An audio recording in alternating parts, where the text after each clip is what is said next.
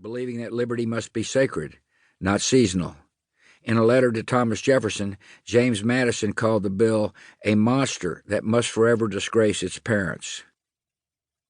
50 years later, the sight of Europeans fleeing revolution and famine stirred up what I call the three isms that pop up in our country from time to time: nativism, protectionism, and isolationism.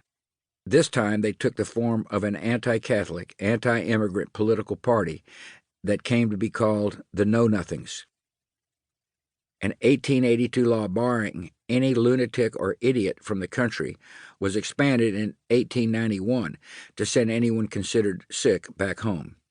As the historian John Meacham has written, the inward-looking, short-sighted fits continued, with the Chinese Exclusion Act under Chester Arthur, and with the anarchists under Teddy Roosevelt, and with punitive immigration quotas after the Bolshevik Revolution on through the 1920s and 30s, a period of America First, and with refugees from the communist bloc in the early 1950s. Today, Americans rightly worry about the consequences of a fast-changing world and a broken immigration system. Unfortunately, as in the past, fear seems to dominate the discourse. In the process, we tend to forget the contributions immigrants make to our nation's cultural richness, economic vitality, entrepreneurial spirit, and renewed patriotism.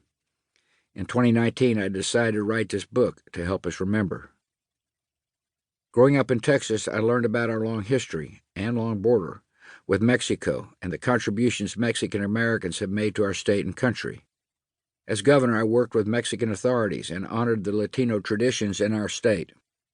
I often said that family values did not stop at the Rio Grande River, that the vast majority of immigrants who crossed our southern border were hard-working people, trying to provide for their families by working jobs that America needed them to.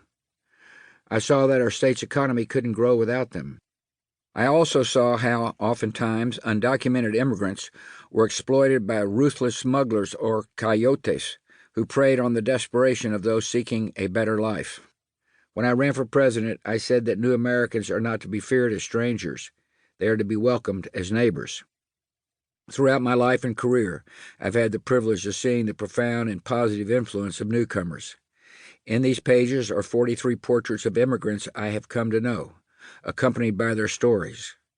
I painted people who escaped danger and difficulty, and people who came to pursue opportunities that didn't exist in their native countries.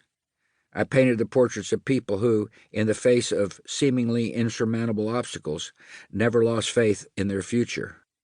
Many have realized the blessings of our free economy and created jobs for Americans.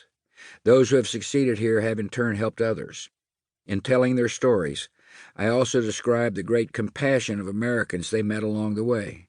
I write about citizens and organizations who help newcomers resettle, and I talk about the promise of America.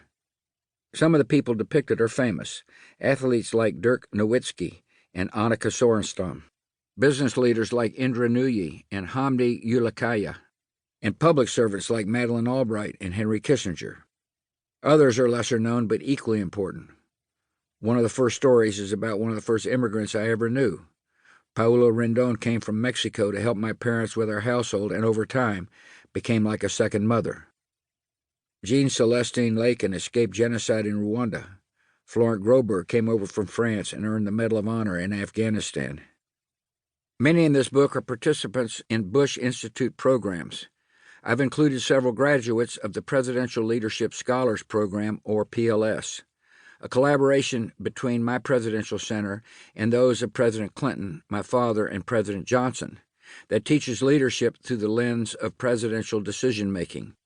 I wrote about Kim Mitchell, who was adopted as an infant by an American serviceman after her mother was killed in the Vietnam War. She went on to serve honorably in the United States Navy and graduated from the Bush Institute's Veteran Leadership Program. The first story in this book is of Joseph Kim, a recipient of our North Korean Freedom Scholarship. As a young boy, Joseph survived alone on the streets of North Korea as a beggar and overcame unspeakable odds to escape to America and contribute to his new land.